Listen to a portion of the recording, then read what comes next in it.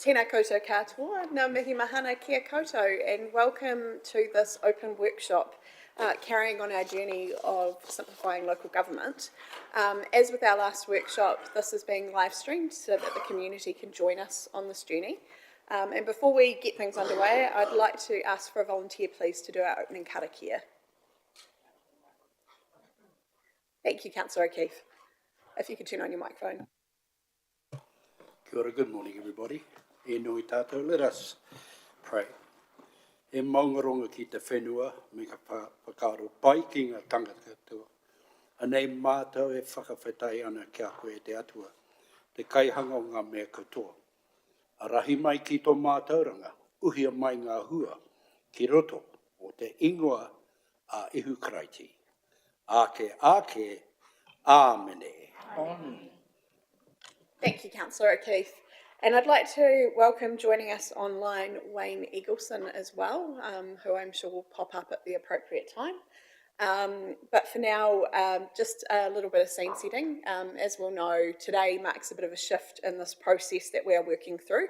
Our workshop last week was very much focused on our community's thoughts, what mattered to them, and the tests that may apply to any future model that we had. And today we're going to look at applying some of those tests. The material that we've had circulated ahead of this workshop, which I hope everyone's had an opportunity to read, includes some of the information drawn together by the officers and our advisors and provides an initial comparison of the possible structures for the local government reorganisation here in Hawke's Bay. It also has some thoughts around different ways representation and local decision making could work within the future under a unitary or multiple unitary authorities. The models look at questions that have been raised previously by the community and by this table around whether or not models will genuinely simplify the local government structure, which is a key measure that the local government has, that government has put out. It'll also look at whether it improves regional planning and delivery, how local voice might be protected, and also where costs, risks and trade-offs may sit. These are the big questions that we raised last time. The scoring that we'll see today in the paper that's been circulated and the information that the team will bring up shortly includes scoring, but it is indicative scoring, and it's a tool to support our discussion. It's not to make council's decision on our behalf. Decision rests with us and with feedback from the community, as we all know. A reminder as well, as we all know, but also so the community can understand, today is a workshop, so we don't make decisions in workshops. This is an opportunity for us to deep dive into complex issues, ask questions and seek more information from officers. So there's no debate today, team. This is about asking questions and uncovering what it is you need. Really, the purpose of today is about examining the early findings as they stand, understand some options may appear stronger than others, but also testing that and identifying what evidence we may not yet have or is not yet sufficient to support our decision making when the time comes. For those of you who may be tuning in online, today is very much about showing our working. That's why we are live streaming these workshops. So that making sure that one day when, or in the near future, when council does make a decision on whether or not to submit a proposal and what that proposal is to government, you can look back on these and understand the information we've looked at, the questions that have been raised, and how we've got to the decision we've made, whatever that is in the near future. So I'll now invite the officers to take us through the presentation, and then we'll open up for questions, but I'll give them an opportunity to finish that. And I note that it looks like due to technical problems, we have lost Wayne Eagleson online, but I'm sure he'll rejoin when he can. Thank you, Mayor Wendy, and I was just about to say, so Mr. Eagleson will be popping in back online soon. So we'll make a start. So I have a very small number of slides to take you through, and we'll spend most of the time just in Q&A and exploring the additional information that you need to support the decision-making process ahead. And as I think Mayor Wendy made a really good point, this analytical piece of the process is to support your decision making. It's not determinative, And so it's been structured in order to help ground those options against the criteria and principles that have been established. So to remind us all, what we are considering are two sets of choices. The first choice is the high-level structural option, so what form of council? That's one unitary authority, two unitary authorities, a unitary authority for part of the region, and the government's backstop option, which we have no information about at this particular point. And then the next level, depending on that structural option, what would that representation look like? So just having one simple unitary council with regional councillors elected through a ward structure to that council, a unitary council with local decision-making boards supporting that regional council, and then you could have variations with local chairs and local boards, or you could have the regional council actually just made up of local board reps rather than having directly elected regional councillors. So just variations of those, and we can work through those. So those are the two things that we've been testing against the principles and criteria that we discussed last week.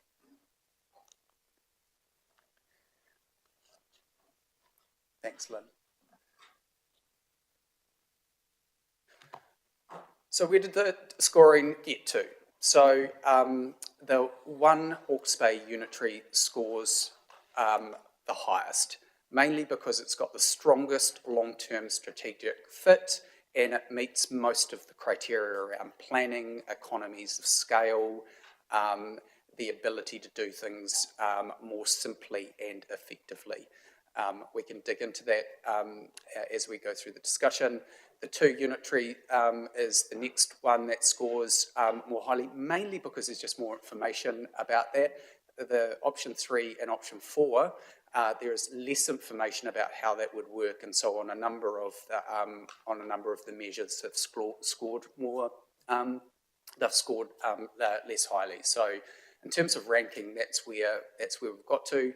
Simplification, integrated planning, economies of scale, stronger regional capability, and single strategic voice are really the clear parts of why option 1 scores strongly.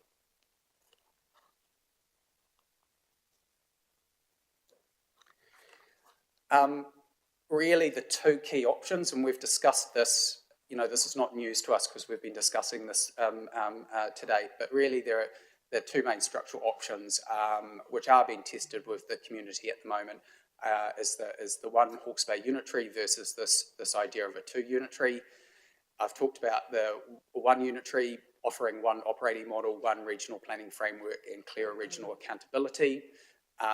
There is clearly a clear central government and regional partnership interface with that model.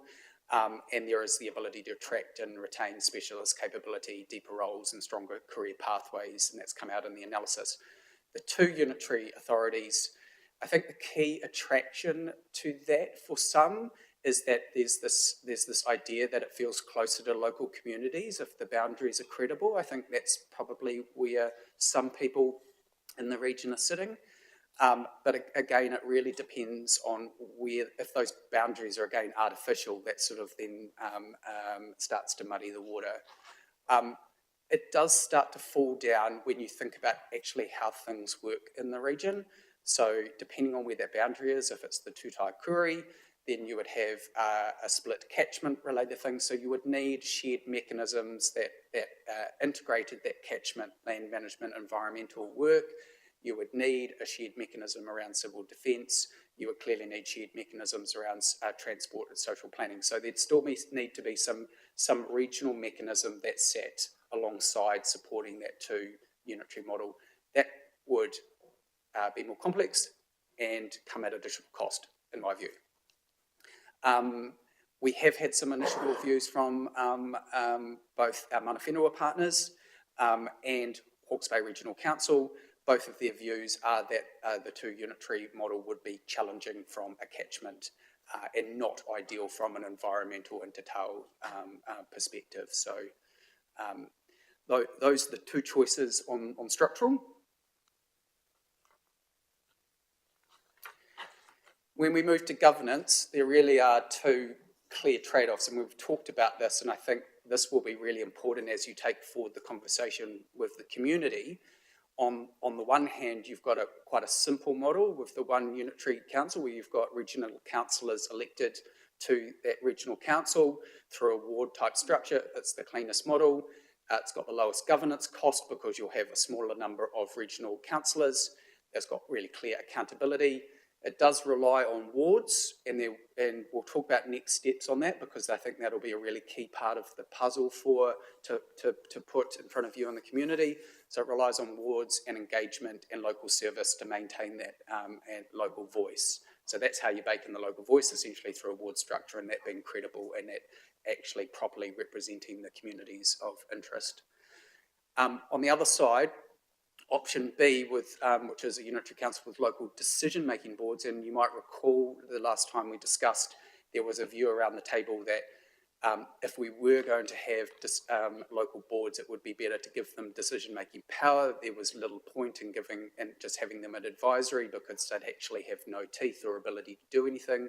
And so that is, even though that option has ranked reasonably well, I've ruled it out because of the clear guidance that we've got from this council. So really the two sort of key trade-offs in terms of simplicity, lower cost, versus baking in local voice are really your options A and B.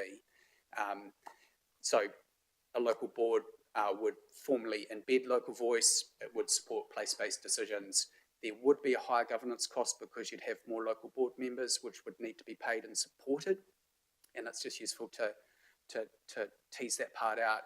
As you know, one part of it is the cost of employment, but also the more parts of the puzzle you have, the more administration that's required from council officers and supporting that. If they're given decision-making powers, then that becomes even more important because obviously that has to be done to a particular level, legislative level. So, but those are the key choices, and so that is the important conversation I think to have with the community. I know that I said we'd hold questions to the end, but I do see two lights on it, three even. So what I'd like to do is we'll take some questions, but if they are going to end up relating to sites that are coming, I'll give you the opportunity to say that, Gus, and we'll hold them. But I'll come first to Councillor Corbin. Thank you, Your Worship. At some stage we understand how council works and is elected and is funded, but I don't have any understanding of local boards or how all that part works. And second, reading through the PowerPoint, I suspect you think there's some merit in the advisory boards, and I do too. So I'd like to get more information on those rather than actually discounting them from the conversation. I think you raise an important point, Councillor Corbin, and I'm going to echo what you've said and say I think there is value in having an informative session around how different boards work, what models are operating around New Zealand, and if there's any particular models that are particularly successful. I agree with you. I think we need more info in that area. I'll come now to Deputy Mayor Fowler. Yep, thank you, Worship. It's kind of similar, but so option A, just to be clear, one unitary council would be a mayor, whatever that's over, Hastings, Napier, Wairua, Central Hawke's Bay, with X amount of councillors. So that statement relies on wards, engagement and local service access to maintain local voice. I could argue that we've got local voice now.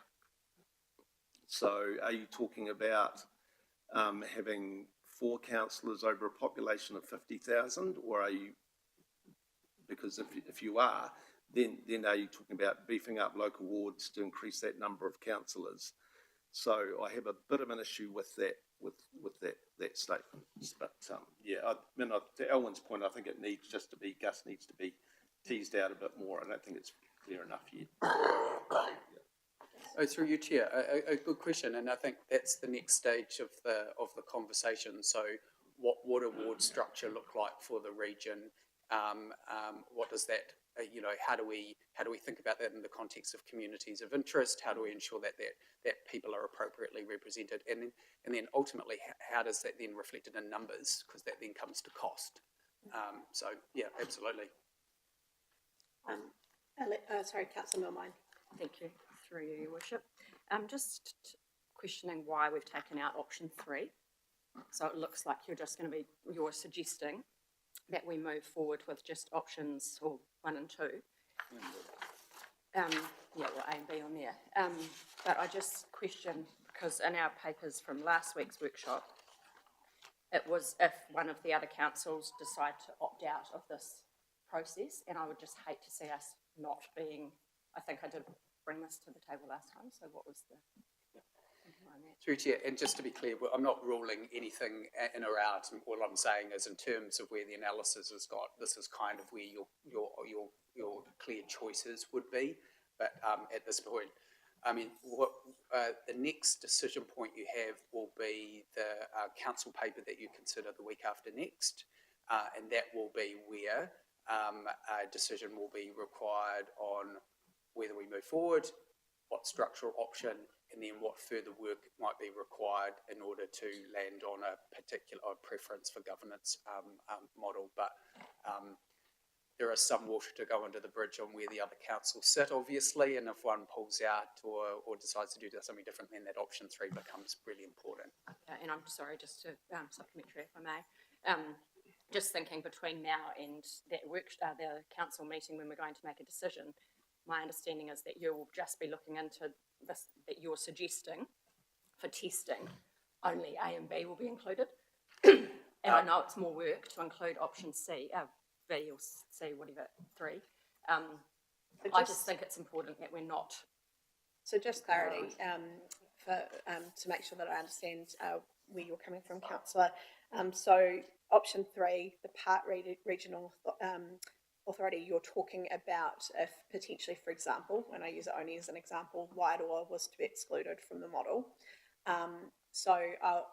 Something that's worth keeping in mind is the government has been very clear that their criteria is looking for simplification across whole regions, and that proposals can be put forward ideally, and this is what we would prefer, with all parties voluntarily being part of that, but actually there is criteria for larger parts of the region who are getting on to put forward proposals that include those that choose not to. So I guess the challenge the staff have is working out the option for a part unitary until we know what that part is, who's out, who's in. You can't actually work it up. And I understand that, but I know that there has been talk about potentially, and just using that example again, but Wairoa going, not wanting to work with us. So what I'm trying to make the point of is for affordability and efficiency and all of these, the criteria that we're working to, if it would be better for them not to be looped into this large Hawke's Bay unitary, perhaps that should be assessed, because otherwise, if we're going to try and, And so I'm not closing off any options here. I just want to be very clear on that. What I do want to be careful of as well, though, is the government's been relatively clear that if Wairoa was to choose to try and be unitary on their own right, they wouldn't meet the criteria of the government. So that proposal would be rejected, which would mean that they would end up either, and I know they're exploring both options, ending up in a unitary with Tairāwhiti, who have been clear they're not participating in the Head Start process because they're already a unitary, or they would end up in a Hawke's Bay unitary proposal. So in which case we would be back to option A or option B. So I guess what I'm saying is so far the evidence suggests that actually the third option is not a viable one for government. however, the Tairāwhiti is an option, so it is. Mm-hmm. I would just hate to see it at this point taken off the table when it could be the more efficient, affordable. So I guess that's the direction, team, is that's only my view, but no, and I agree with you. No, and no options are off the table. It just depends how far they can be worked up without that information. So I'll come now to Councillor Gibson. Thank you. Expanding on Alicia's question, if anything, I would have been wondering why we're going with option 2 at all, because it's the governor made it clear we have to find efficiencies. We're already at 90,000, which is half of the 180,000 in our region. Why would you stick at 90,000? It makes no sense to even waste anyone's time looking at that option. The only option is one, yay with Wairoa, or looking nationally, is to get greater efficiencies. Gisborne is a very small unitary council. They've already indicated they want to look at Wairoa and east and further around to Opotiki, because they understand they don't have to take part in it, but they are inviting interest from their parties to look at expanding. So in the interest nationally, it would be good to have two strong unitary councils, Gisborne and Hawke's Bay, which would make a lot of sense for Wairoa to go north to make that strength, which would appease the government. I don't think the government will even look at option 2. So I don't disagree with you, councillor, but the community have put forward their views, and as part of that, we are not making decisions right now. We are looking at all the viable options, and the viable options are being worked out, and then we will make a decision. So you're indicating where you're leaning, and you have a right to do that, but we're not making decisions today. So it's not about ruling out options and making a decision today. Today is about what further information do we need to either rule in or rule out at the formal decision-making point, the option. So I just want to be careful. Hang on, I do want to be careful. Today is a workshop. It is not for debate, and it is not for decision-making. It is requesting further information to help you decide at the right point which option you go with. So what I'm asking is, rather than going with 1 and 2, we should be going with 1 and 3, I think would be a more sensible option. So we have support to look at continuing to work up that C option. Yeah. It requires a lot of information from other parties. And the other question was around this one here. That I'd like to know the information about what the local decision-making boards mean. Is that like road closures, minor decisions? Would they be making, and, you know, like the community engagement committee, is it that the type of decisions? Because otherwise, what's the point of having a council if they're making all the top-end decisions? Will they be advisory in that sense when it comes to annual plans? So we've had a request for more information on board, so we'll add that in. Thank you, councillor. So I'll come now to councillor Ross. Thank you, Worship. I'm really keen to explore the quantified costs of option A, and what are the savings, transitional risks, and can we add a confidence level of hitting those targets, or, you know, is there some kind of thinking behind that we can support those? Thank you, councillor. We talked about last night. I think we can have high degree. We can make some assumptions around which each model has in terms of numbers of representatives and governors, and we can have reasonable confidence that, and certainly compare that to status quo. That's not a hard thing to do. What we can't do through this process is predetermine what the entity ends up delivering, because that's where the real costs are, and the margins of errors there would be absolutely massive. So because that really comes down to the LTP conversations, whether you do this or you do that, and we can't say in the new model, well, we won't be doing X and we won't be doing Y, and so that's not something that we will be able to do in this process. What we can say is that on governance and executive, we can compare it to status quo, and what we can say is that this model might give you a better chance of being able to optimise against the whole, that type of thing. I'll come now to councillor Watkins. Yeah, thank you, Worship. Gus, just a point of clarification, if you may, please. You sent out to us, one of the slides was the reorganisation options, and you had basically the score sheets for the government test, risk, future state and total with percentages. You've got that in front of you, that sheet there? This is this paper? Yes. Yes, if you go into the second sheet. I just see they're scored 26 out of, if we look at option 1, 26 out of 30, 16, 25, 55 out of 60. You say total 100, but it's actually not, it's 115. Can I just understand? Yeah, good pickup. So 60, 30. I'll need to check that. I know that there was we didn't check one of the measures, which was that financial equity and fairness aspect, and that would have changed the numbers. But I'll double check that and come back to you. Good question. Councillor Nixon. Yeah, thanks, Wendy. Some confusion. I just, we're going through an evaluation process. I understand the process itself, but at which point do we take into account or match our views with the other councils? That's the bit I've either missed it or. Process from here. Good question. So you have an opportunity at 1 o'clock to discuss where Napier City councillors are sitting, and the agenda has been formed around understanding where, you know, concerns and matters that are heard from the community, what they're hearing from, what we're hearing from each of our communities. So that will be an important engagement, so that we're able to hear from them and they're able to hear from you. Each of the councillors is doing a similar process to what we are doing, taking councillors through where the analytical scoring has got to this week, ahead of pulling together that formal paper for the week after next. And then, but depending on direction, then we'll just continue to iterate. Okay, just another question. So are all the councils getting exactly the same presentation we're now looking at? Maybe that's the bit I missed. It's a really good question. So the way that it's been structured is that each council has been asked to do its own scoring, because we'll be wanting to look at it from our own perspective. So this is an HDC officer view that I'm offering to you to support your decision making. Each council is doing their own work. Some may not even be doing MCA scoring, so that's been left with each council to determine how they want to support their councillors in the process. Last question.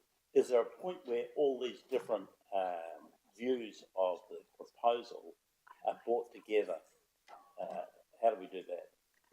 And that is a key role of the facilitators, and Wayne is online, and feel free to jump in at any stage, Wayne. But each Friday, or we're meeting multiple times a week at the moment. So the council reference group, which is the senior officers alongside the facilitators, are coming together to share information on the conversations that are happening across councils. So we're sharing that on an ongoing basis.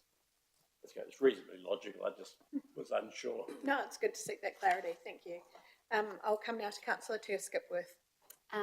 Just a comment and a question, if I may, Your Worship. Just in regards to an option C or an option 3, I know there's a lot of work needed to bring that, but this is a reorganisation of our whole takiwa, so I'm along the same lines as Councillor Momai. I'd like that information as well. A question is, we've got a number of workshops, meetings before we get to the actual decision making. At what part of from now till before we submit are we looking at being presented with the governance makeup, board make all the governance representation? We're working through that at the moment. It's a good question, and we still need to work out together what levels of detail we require for the 9th of August versus, depending on decisions that are made, then what we need to continue to work through for the rest of the year, and then take to the community. We won't be able to answer all questions before the 9th. I think, you know, one of the matters goes to a question from Councillor Gibson about, if you did have local boards, then what decision making rights would you give them, and what would that look like? So so that may or may not be something that we're able to decide before the 9th, but we're working through that. But to answer the first part of your question, the first decision that you'll make will be the week after next, which is which structural option is a preference for this council, and then so that's kind of a go no go decision, and then a decision on the a preference for the structural option, obviously subject to a bunch of things, community consultation, and probably what that paper will do is saying, give direction on the governance options that you want to really dig down into to tease out for that formal proposal. Follow up, if I may, Your Worship. So obviously, that's a big question that I've just asked, and how many, in the different iterations, depending on the different councils. What I'd like to know is how many meetings do we get to discuss that, and the information brought back before we get to that date?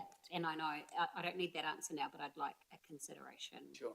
And given the to challenge we are all facing, and this is across the country, and it's something that's been raised by other mayors as well when we've come together for Hui, is for those of you who have never done a representation review, and I know there are many around the table who have, which is a standard process that we go through every 6 years, I believe it is, where we review our ward makeup and how our rural community boards and whatnot work.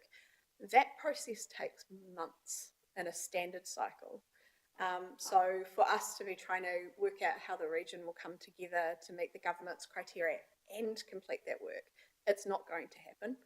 By the 9th of August, there's no way we could give proper effect to that process. It is a really big undertaking because the community has to have a very loud voice in it.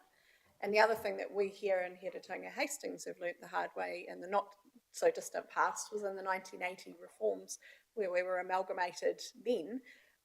Actually, it didn't go well, and there was a rural revolt because the rural community did not have their voice adequately baked in. And at some point, I'll ask our deputy mayor to talk on the history of that.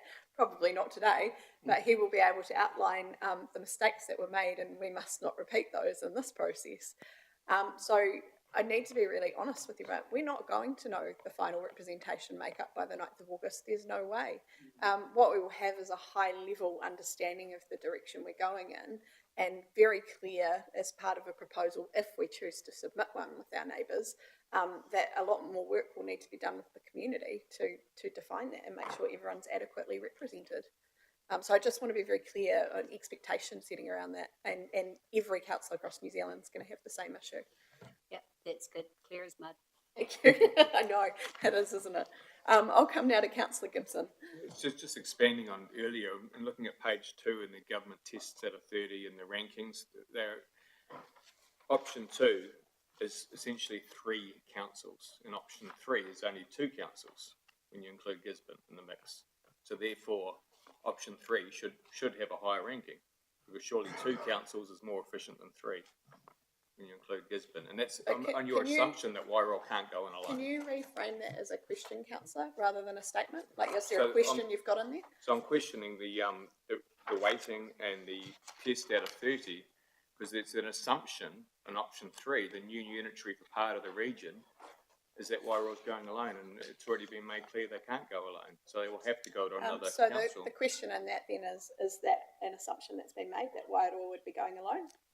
It's just not through your chair.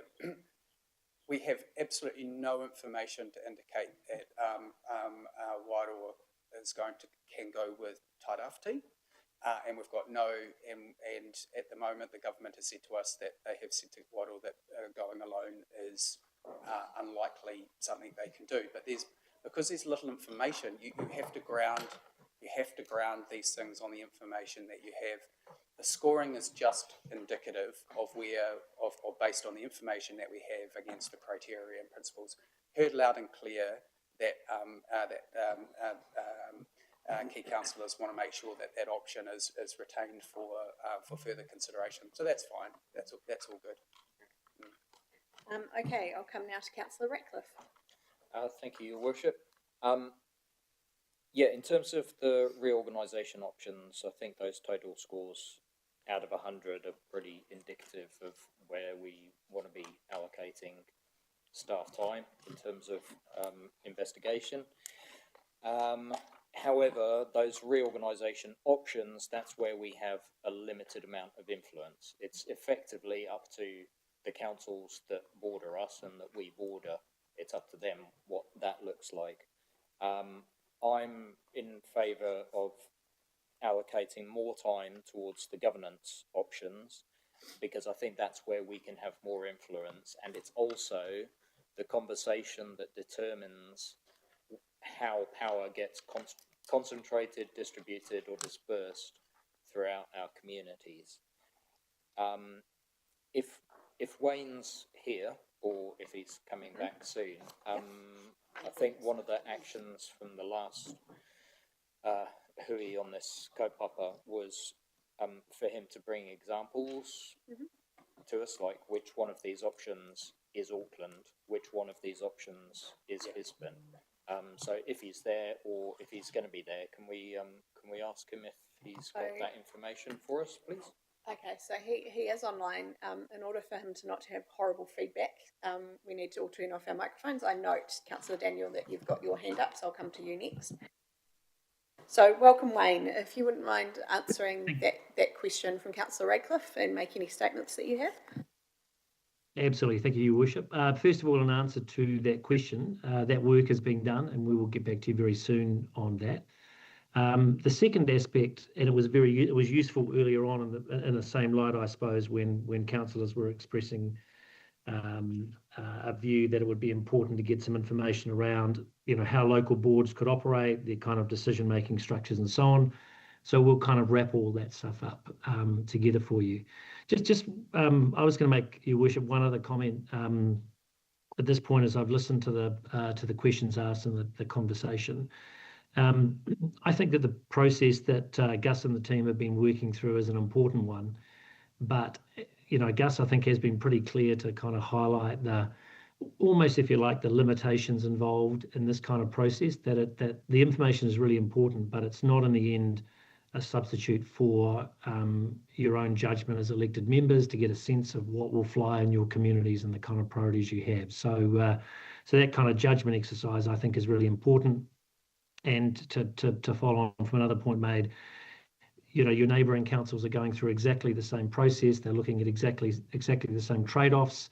And I think one of the points that certainly resonated with me was the idea of spending perhaps more time on the governance options and some of the issues that can be worked through there, because with the structural options, accepting the points that have been raised around the question of will WIRE be in or will it won't, a lot of the key stuff in the end will be determined by what governance options you work through. And some of that work, as Your Worship has said, will be able to be done prior to the 9th of August, and others will have to be done afterwards. Thank you, Wayne.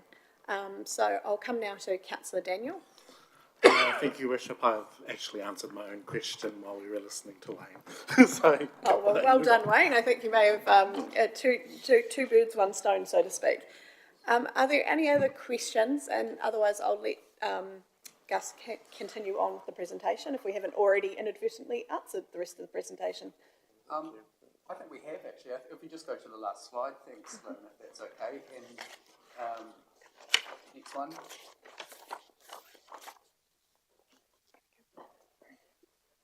Yeah, so just to reiterate the point, and I made this, apologies, just to reiterate the point, I made this last week. I have not scored financial fairness. That is really important consideration for some around how we deal with debt and assets and rating impacts and those sorts of things. We just don't have the level of information to be able to determine how those different options would change that. And that's probably not something that would be resolved before the 9th of August, but we'll see.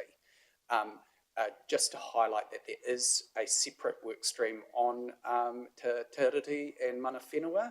That work with TKO leading that work is proceeding, and that will be part of the consideration that comes back to tables before the 9th of August. I just want to make the point that in the governance options, the local board models score well because there are more criteria that speak to local voice. That's really important, just to reiterate. So you've really got this trade-off, which you've all spoken to, around simplicity, accountability, cost effectiveness, versus baking in local voice, which has got more people. And those local board models you'll see in the scoring score more highly because when you look at the criteria, there's more things that speak to local voice. So I just wanted to raise that. That's why they scored quite highly. And the simplicity element, which you've brought up a number of times, is less captured by the MCA. So it goes to the point Wayne was making and I was making, that these things aren't perfect, that they're guidance, and ultimately how you make that trade-off between simplicity and local voice. That's really a key consideration. So that's all from me. Right. I'll come now to Councillor Watkins. Yeah, thank you, Worship. Just a question, if we go back to option 2,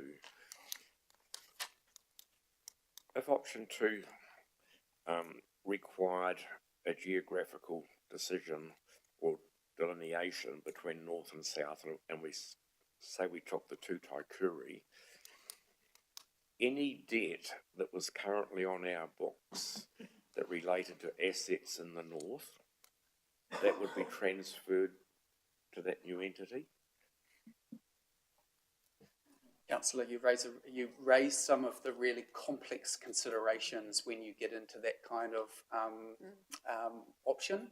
And to be honest, people haven't turned their minds to just how that would work in practice. But I completely agree, it would get quite complex, and yeah, speaks probably against the option. So I'll come now to Deputy Mayor Fowler. Yep. Thank you, Mayor Wendy. So just to kind of, I guess, repeat or summarise, I think we can get to where the unitary authority is pretty quickly. But I think if I hear everybody, I think the important thing is how are the people going to be represented, and I think Wayne mentioned that's where all the work needs to be done, because the mothership's going to be easy. But how we fly the mothership's going to be the difficult part. I agree with you, Deputy Mayor, and I've been putting my mind a little bit to this, and at the moment representation reviews within our district have largely been based on population figures, which has determined the number of representatives that sit around this table for communities of interest. However, if you start looking at, for example, option A, which is one large unitary, you end up in a situation where communities like Wairoa and CHB and our other coastal and rural communities within Heretaunga could end up with no official representation sitting at the table. There's all sorts of ways around that. Equally, though, if you then said, well, why don't we weight geographical area in some way within that, you can end up with a perverse result going in a direction that's not fair either. The good thing about the government mandate that they've put on us is they've also said that our proposals can include ideas that are outside the box. So just because population numbers and geographical area has been used in the past potentially for representation doesn't mean that we couldn't actually say maybe a weighting and a factor is isolation or distance away from other areas, and perhaps representation to a degree should be based on that in some areas, and then the rest weighted on population. Or so I'm very interested, like you, to see how this evolves and find a model that's fair. Again, we have very real learnings here in Heretaunga in our not so distant past, and we must learn from those and make sure that communities have a strong voice. So I'll come now to Councillor Gibson. Thank you. So just expanding on that, the community boards, obviously, I'm assuming the large cities, Hastings and Napier, wouldn't require a community board. And if that's the case, the community boards would be coastal, CHB, Wairoa, etc. Would they be ring fenced and have to pay for those community boards, for those wards, because it's unfair to Hastings if we don't have a community Councillor, board? I'm just going to interrupt and say I'm really happy for you to ask questions, but at the moment you're making statements. Oh, I'm asking a So question. the question that I'm taking out of what you've just said is, will communities like Hastings and Napier under that model require community boards? And whatever community boards exist, how will they be funded? Yeah. Is that a fair summary of what you're trying to say? That was my question. So we can take that away. And I'm aware that Wayne actually has his hand up, so just wait one moment, team. I'm going to note down who's got their lights on and in what order. And then what I will do is I'll ask everyone to now please turn off your microphones. We'll come to Wayne, and then I'll come back in the order that the lights were on. Wayne. Thanks, Your Worship. I just wanted to mention, because I think it is relevant, that when the Minister was up here some time ago talking to mayors and CEs, in addition to community consultation, mana whenua and so on, he did indicate that the government was interested for councils to have engagement with their business communities to get a sense of of their priorities and what they felt. So in addition to the work that specific councils may have been doing, Lawrence and I, through the IRO, have gone out in the last couple of days to key Hawke's Bay businesses, really just indicating that the process is underway and seeking their views. And that information will, to the extent that we have stuff fed back to us, that'll come back in the next week or so. It'll go through the process. Gus and others will get to see it, as will elected members. So I really just wanted to highlight the fact that work is being done. Thank you, Wayne. I appreciate that, because you're right. Minister Watts in particular noted mana whenua, our general communities, and also business as key areas that they wanted feedback. So I appreciate you doing that, Mahi. So I'll come now to Councillor Nixon. Indeed I do. This was definitely a question. I see a slight risk of almost duplicating what we've got now, but it'll be local boards and an overall council. How do we make sure we avoid falling into that trap of actually not progressing the thing in meaningful terms? I think that's an excellent question, and kind of talks to ring fencing as well. There is a hazard, as you say, of, yeah. Look, I think, just to be, you have kind of nailed the thing that we'll need to work through together. There will be a tendency for some to try and protect and hang on to what we have versus thinking about what we could create. And we'll just need to work out, the more you try and lock things down, the less ability you have then to do things differently. And if one of our major concerns is affordability, delivery of service, and all those kind of things, then the more you lock it down, well, then how much are we actually going to change for our community is a genuine question. So, yeah, that's the balance. Yeah, I mean, and there's no statement either, but just what I'm really trying to do is make sure the question gets in the system rather than necessarily demanding an answer right now. It is very much in the system, front of mind for people, and we'll continue to convey that to you, and that's for you to ponder on and consider. I think you raise an excellent point though, Councillor, and it'll be for us to test everything that comes back to us at that point to go, actually, are we just in some bizarre way manufacturing, as you say, the same again, rather than getting a better outcome, because certainly government won't accept a proposal that looks like that either, I would say, based on their criteria. So I'll come now to Councillor O'Keefe. Oh, sorry, actually, I'm going to come to Councillor Teo Skipworth first, because she was, when the lights were on before, first in the order. Then I'll come to you, Councillor O'Keefe. Apologies, Councillor Teo Skipworth. That's okay. Thank you, Your Worship. Just following on from Councillor Nixon's comment is just if we can be very cautious or aware of the consequential impacts of doing population-based boards. Absolutely. Because lumping people together but not having local grassroots input is a concern, and we just need to look up the makeup of the Māori electorates. We're lumped together to serve a whole heap of people, but the needs are very, very different. Thank you. And just before I come to you, Councillor O'Keefe, because it's on the back of that, I'm just going to ask, and I see your light again, Councillor Nixon, I'll note you down. I'm going to ask a question of Wayne, and then we will turn off all our microphones. Wayne, I'm interested to understand, we've got till the 9th of August to submit a high-level proposal. Obviously, from there, we'll be working with our community on filling out things like representation. Will a traditional representation review process be worked through, even if it's not using the criteria that's been used in the past? Because it's quite comprehensive consultation with the community, and I'm just interested to understand whether you have an understanding on that. I think that's a good question, Your Worship, and I think we can tease that through with DIA. I mean, they are very clear that, as the Minister has been, that their expectation around any proposal under Head Start by the 9th of August would necessarily be high level, that it would require a whole lot of work afterwards, including in this kind of broader governance representation area. And I think as you have discussions with your neighbouring councils, certainly from the conversations that Lawrence and I have been involved in, you'll see that your neighbouring councils are obviously approaching often the same issues, albeit sometimes from a different perspective if you're Central Hawke's Bay and so on. So whether or not you then need to go through such a detailed representation review process, when given that potentially to kind of get agreement across the region to do something may require I think you highlighted the point that there was still more work to be done around, you know, is it fully done on a population basis? Is there a different way of looking at it?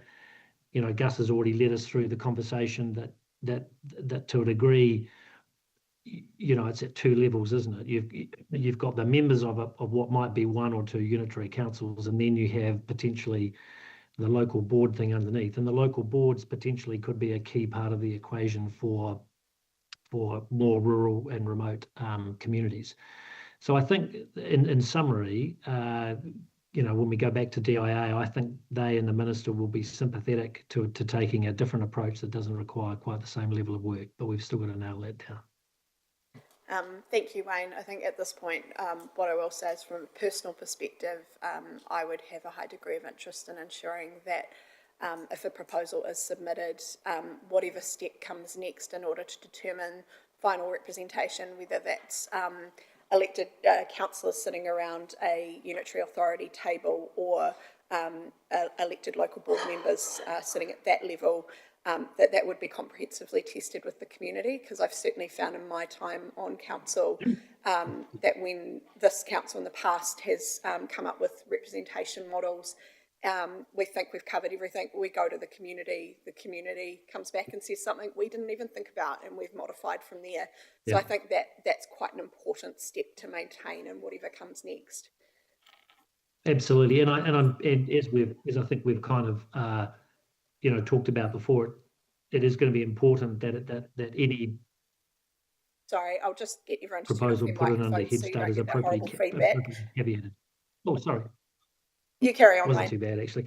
Yeah, no, I was just saying, Your Worship, that I think it's going to be important. I think as you and your mayoral colleagues have talked about before, that the language around any proposal that might go in terms of ensuring that it's caveated and that there is opportunity for community participation exactly around the points you're making is important. And I don't think ministers or officials will be surprised at that. I think that's part of the reason why they've kind of had the two-stage process where effectively regions submit by the 9th of August. Ministers give themselves a little bit of time to determine whether a proposal kind of passes their initial tests, and then they have this process through to April 2027 where further work can be done ahead of final decisions, and that's obviously where that further community engagement would take place. Thank you, Wayne. So I'll come now to Councillor O'Keefe and then I'll come to Councillor Nixon. Not really a question, but if you bear with me, Koro Matua, in terms of Wairoa, we don't know what they're going to do. Only what you read in the media. So we wouldn't have a clue. We're not going to know until D-Day. 9th of August, that fills me with anxiety and trepidation, and I'm thinking, how dare they do that? How dare they do that to us?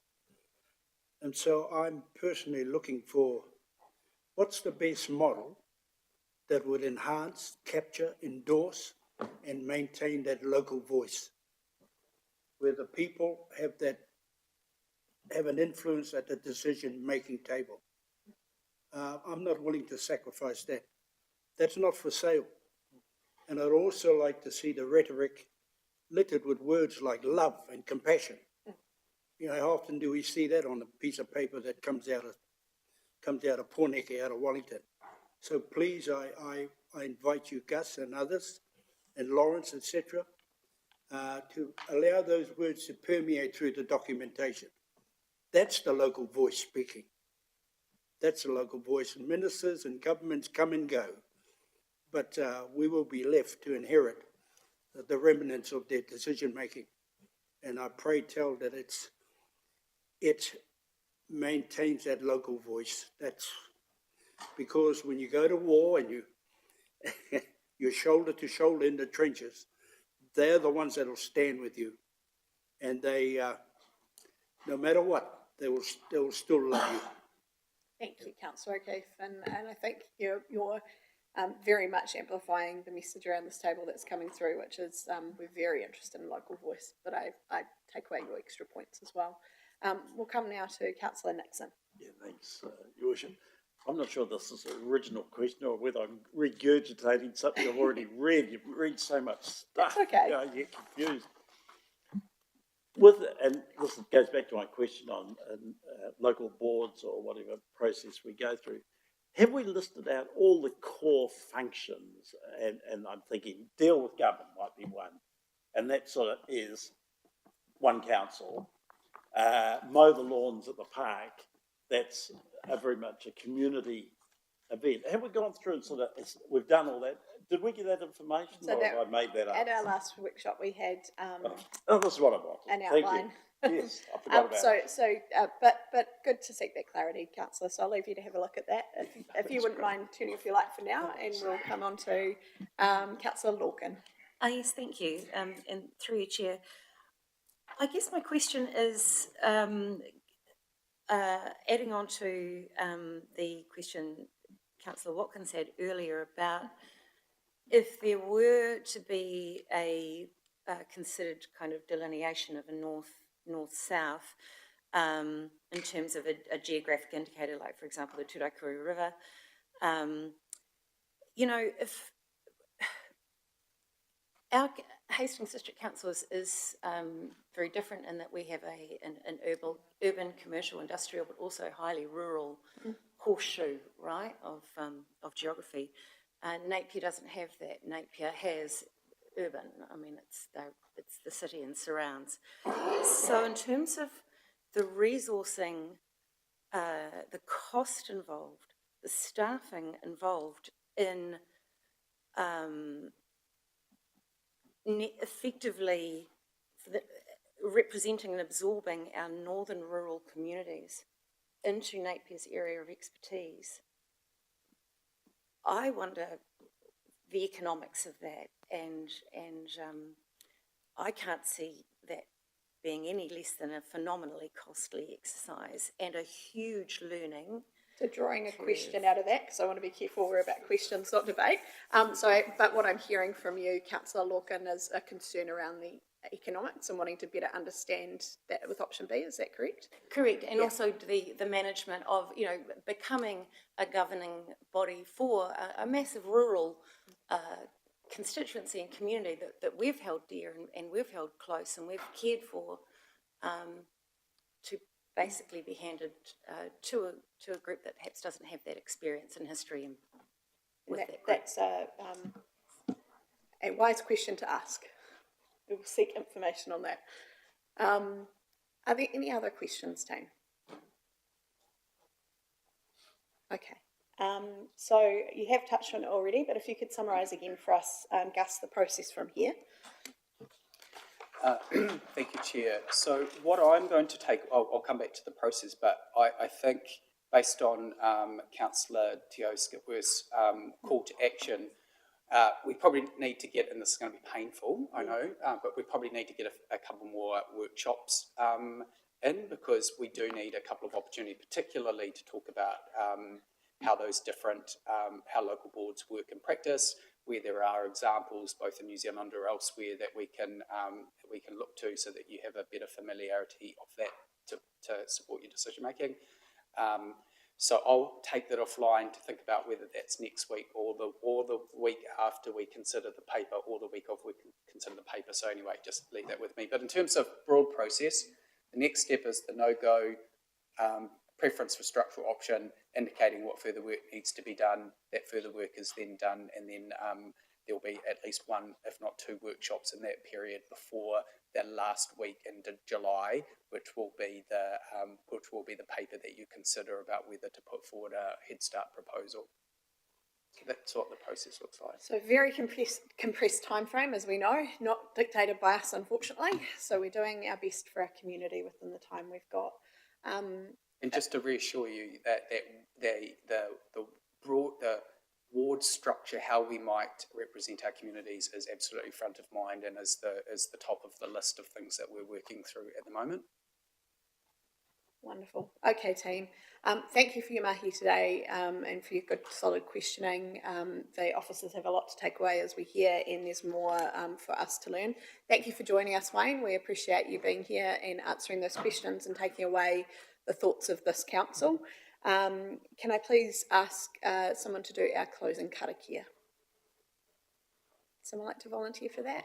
Thank you, Councillor Daniel. Kia ora tātai, me nui tātou kia tau, kia tātou katoa, tia tō whakato tātou ariki, a i karaiti, me te aroa te atua, me te whiwhina tahitanga ki te wairoa tapu, ake, ake, ake, amen. And thank you for our community who tuned in online.